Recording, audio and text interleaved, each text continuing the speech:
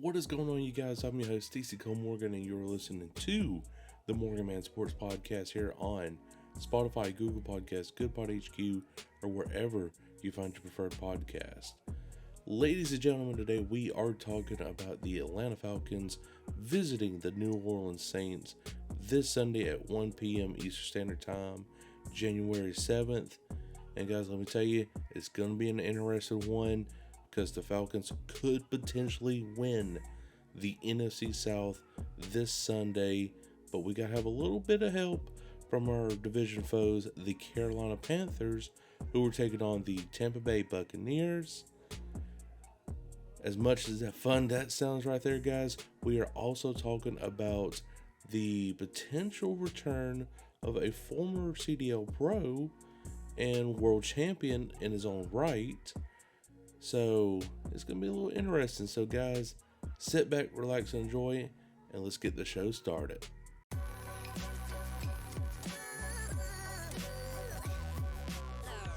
The following is a presentation of the Belly Up Sports Media Network. Alright guys, so we are coming into week 17, 18 right in here for the Atlanta Falcons. This is the very last game of the season. I know, guys, it's this time has just flown by already, but we got one last game, potentially second to last game.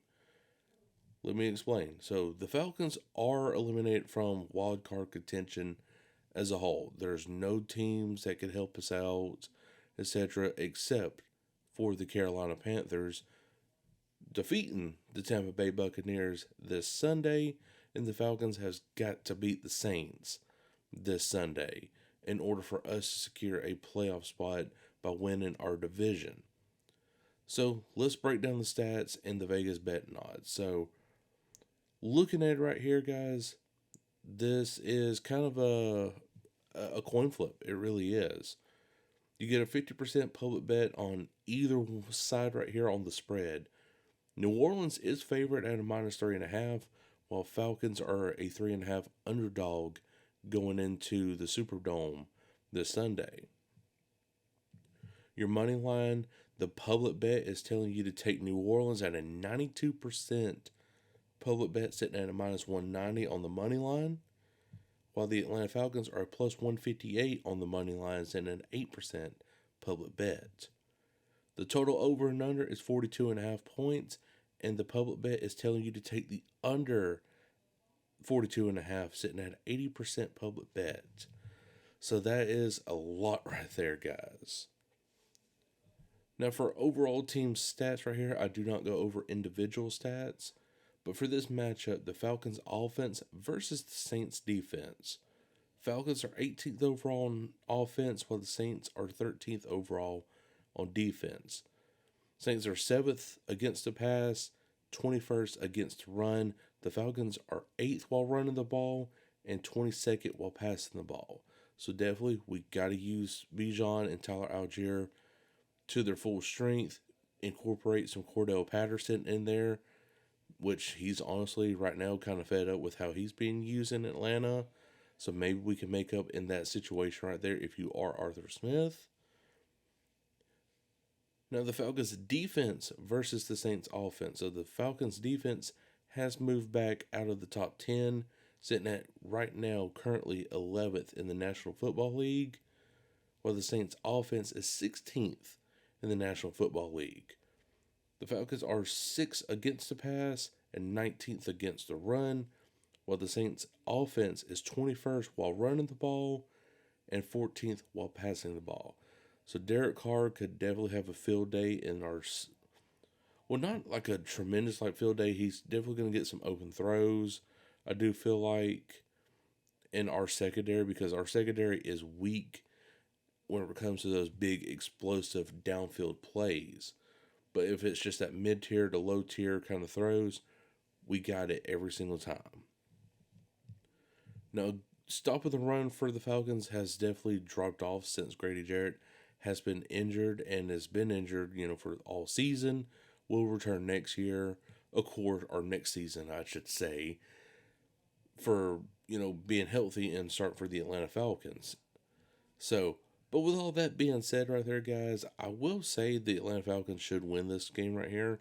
Not comfortably, but I will say the Falcons should win this game by at least a Young Waku field goal.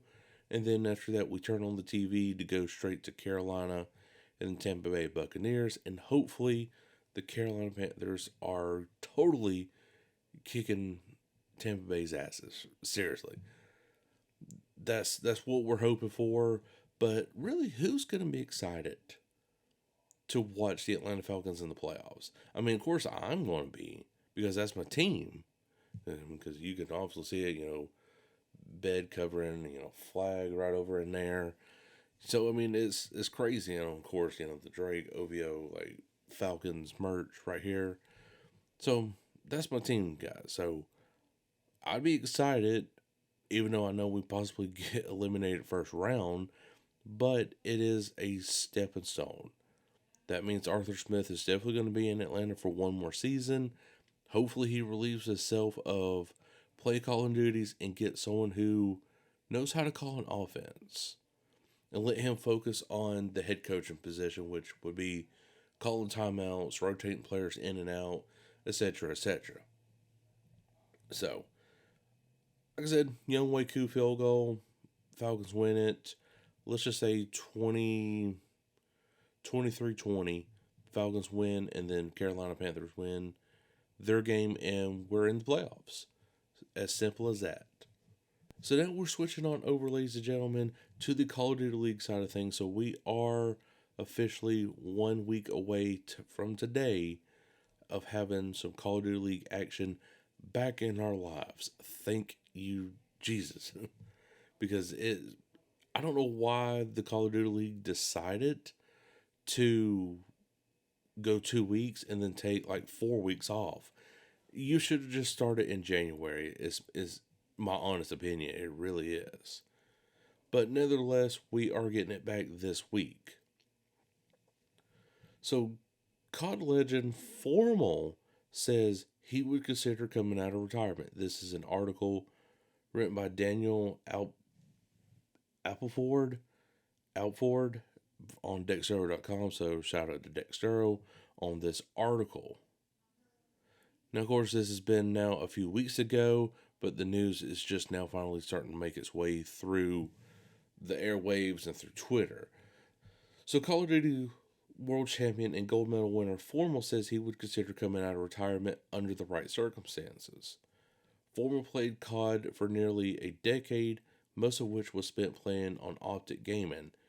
He was considered one of the Optic Dynasty members alongside names like Crim6, Scump, and Karma. He won his first and only COD World Championship while on Optic Gaming, but decided to leave the scene after 2021, after 2 rough years of playing online.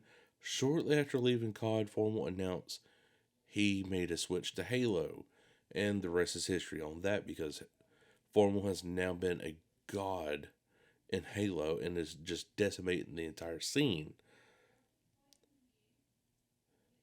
So Optic Gaming made it into Halo Infinite's franchise league during its first year and signed Formal as head of the team. Since joining in 2022, Formal has won 3 majors and 1 championship with the organization.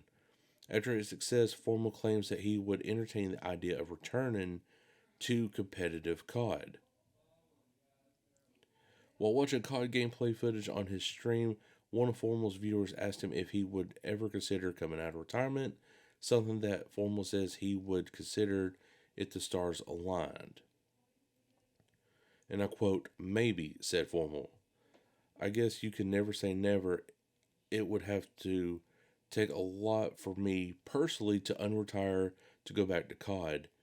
It would have to be a really good COD, a good team, and I would have to be in the right headspace," says Formal. The Halo Championship Series is currently in its off-season with plans to return in the new year. Optic Gaming still has a current version of the roster with Formal at the helm.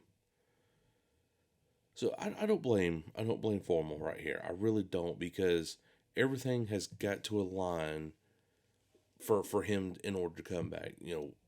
good team, good COD, good head coach, whatever. Because Formal, he's a champion in his own right. He really is, and he gets the right to dictate who's going to be his head coach, who's going to be his players, who's going to be on this team with him. When will that COD be for him to come back? Me personally, I would think it would be a Treyarch game, just based off recent history of the pros loving Treyarch more than they do Sledgehammer or Infinity Ward. That would be my take. But again, it would take a lot for Formal to decide on that. Even if all that was in the right place for him, would he mentally go back? And I don't think so. I think he's got too much success right now in the Halo Championship World Series, or just in Halo in general, to come back to competitive Call of Duty. Stay where you're at, man. That's personally what I would do. You know, you won 3 majors, a world championship with Optic through the Halo scene, and you got a lot of success going into this year for that Halo tournament. So that's just my honest opinion right there. But guys, what do you think? Do you think Formal should return to the competitive Call of Duty scene, or just stay right where he's at?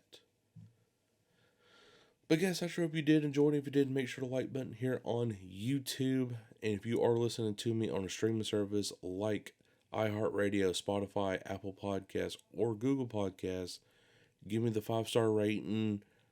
Download the podcast. It sure does help out with bringing you content each and every single Friday at 6 a.m. Eastern Standard Time. But until then, guys, I, CoD Morgan, will catch you all later. Peace.